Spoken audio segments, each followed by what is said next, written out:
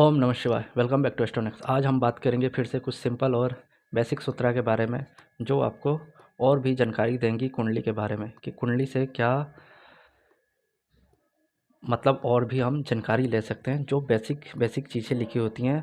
तो आज हम वर्ण के बारे में बात करने वाले हैं कि कौन सी राशियाँ कौन से वर्ण की होती हैं और कौन सा जातक किस वर्ण में जन्म लिया है। आपने देखा होगा कि ब्राह्मण वर्ण, क्षत्रिय वर्ण, शूद्र वर्ण, वैश्य वर्ण, ये चार लिखे होते हैं। तो ये चार क्यों लिखे हुए हैं और सबके अलग अलग क्यों वर्ण होते हैं। वो किसी भी धर्म जाति का हो, पर यह वर्ण उसका वो अलग हो सकता है।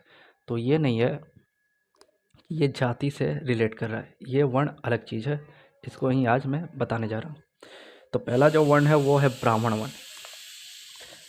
इस वर्ण से जो भी जातक रिलेट करता है, तो ब्राह्मण का कार्य क्या है। ब्राह्मण का कार्य है सलाह देना, किसी को भी सलाह देना, सत्कार देना और सल्यूशन प्रोवाइड करना। और पहले के ब्राह्मणों को क्या था, उनको इज्जत सत्कार और भोजन बहुत ज़्यादा प्रिय थी। पहले के ब्राह्मणों को आपने देखा होगा कि उनको भोजन दिया जाता था, घर पे पहुंचाया जाता था या बुला के घर पे बैठा के खिलाया जाता था। तो सेम ब्राह्मण वर्ण जो भी हैं उनको भी ये 3-4 चीज़ अच्छी लगती हैं। साथ ही साथ कलयुग के अनुसार पैसा भी जोड़ लें, क्योंकि पैसा ज़रूरी है। तो ब्राह्मण वर्ण को इज्जत सत्कार, खाना और उनको पैसा, ये 3 चीज़ मिल जाए तो ये जितने भी ब्राह्मण वर्ण हैं वो बहुत ज़्यादा प्रसन्न होते हैं। और इनका कार्य जो है, ज़रूरी नहीं है कि वो पंडित जी हों, ज़रूरी नहीं है कि वो सलाहकार ही हों, लेकिन उनका जो गुण है वो हमेशा कहीं न कहीं सलाह देने का होगा, धर्म से जुड़ के रहने का होगा, धर्म के प्रति रुझान होगा और हमेशा उनको कहीं न कहीं कोई ऐसा कार्य करना होगा जो उसको ब्राह्मण से संबंधित हो। तो वो जातक ब्राह्मण वर्ण वाले हमेशा किसी न किसी को सलाह देंगे और उनको चाहिए भी कि वो धर्म के प्रति सलाह दें और हमेशा कोई ना कोई सॉल्यूशन प्रोवाइड करें। तो जितने भी ब्राह्मण वर्ण हैं, जाति यहाँ रिलेट ना करें, वर्ण वाले उनका कहीं ना कहीं जो एक नेचर होगा वो कहीं ना कहीं धर्म के प्रति रुझान, पूजा पाठ और कहीं ना कहीं सलाह और लोगों को सल्यूशन प्रोवाइड करना। वो कंपनी में होकर भी सॉल्यूशन प्रोवाइड करे या किसी को विश्वास दिलाए कि ये अच्छा हो जाएगा, वो ब्राह्मण वर्ण है। और इसमें जो 4, 8, 12 राशियाँ हैं वो ब्राह्मण राशियों में ली जाती हैं, क्योंकि ये कहीं ना कहीं दान पुण्य की राशियाँ हैं 4, 8, 12। तो 4, 8, 12 को ब्राह्मण वर्ण से जोड़ा गया है और ये थोड़ी कफ प्रकृति में आ जाती हैं ब्राह्मण वाली राशियाँ, क्योंकि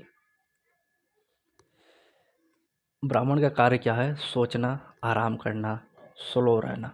तो थोड़ा कफ रहेगा ब्राह्मण जिसकी वर्ण है। दूसरा आता है क्षत्रिय। 159 159 राशियों को क्षत्रिय वर्ण कहा जाता है।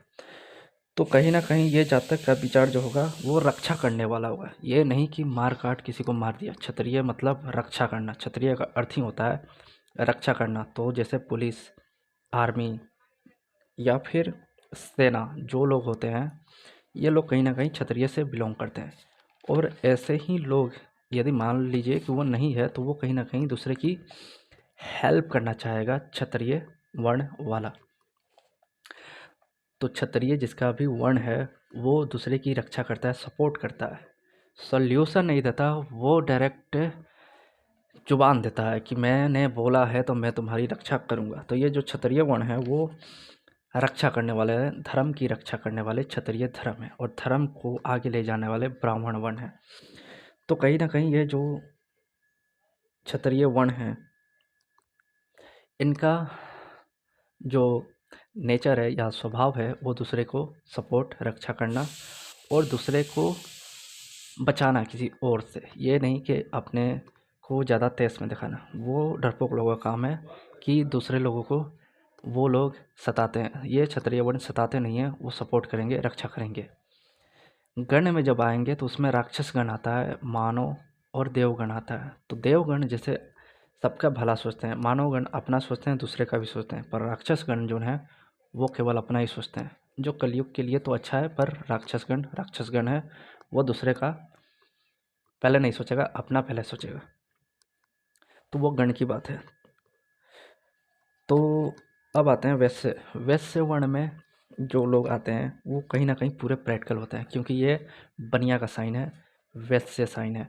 तो कहीं ना कहीं वैश्य वर्ण वाले पूरे ज़्यादा अपने आप को कार्य क्षेत्र में पहले अपना फ़ायदा, फिर वो फैमिली दोस्त यार बाद में। तो जिसका भी वैश्य वर्ण है वो कहीं ना कहीं अपना फ़ायदा देख लेते हैं, फिर कोई कार्य करते हैं, पर वो फ़ायदा कार्य क्षेत्र को लेकर करते हैं, हमेशा नहीं। बिजनेस पर्पस हो या कोई कार्य हो या जहाँ घाटा सौदा का फ़ायदा हो, वहाँ पर वो अपना पहले देखते हैं, बाद में वो दूसरे का देख के चलते हैं।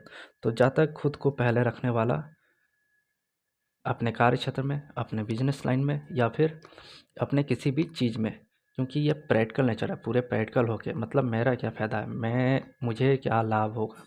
तो ये लोग वैश्य वर्ण हैं। और शूद्र वर्ण जो आते हैं वो सेवक सेवक का साइन है। शूद्र जो वर्ण है वो सेवक का साइन है। ये दूसरे लोग का सेवा सत्कार करने में रहेंगे, और ऐसे लोग बहुत ज़्यादा किसी की हेल्प नेचर भी, एक तरह से हेल्पिंग नेचर होता है। इसीलिए शूद्र वर्ण में शनि राहु केतु आते हैं।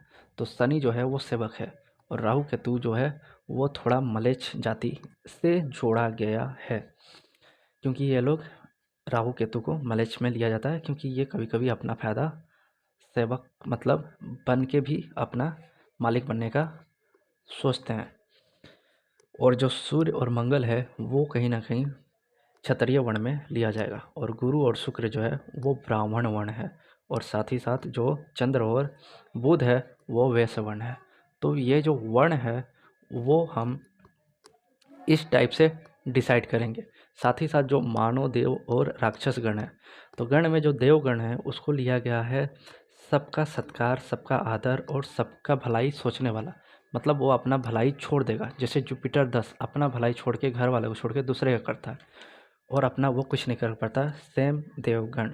तो देवगण वाले इस टाइप के होते हैं। मानवगण जो होते हैं पहले अपना भी सोच लेते हैं, फिर दूसरे का वो सोचते हैं। तो कहीं ना कहीं जो मानवगण है वो अपना भी विचार रखते हैं, दूसरे का भी विचार रखते हैं। तो मानवगण बराबरी को लेके चलते हैं, यानी एक मनुष्य परिवार को भी लेके चलता है, खुद को भी लेके चलता है, वो मानवगण है।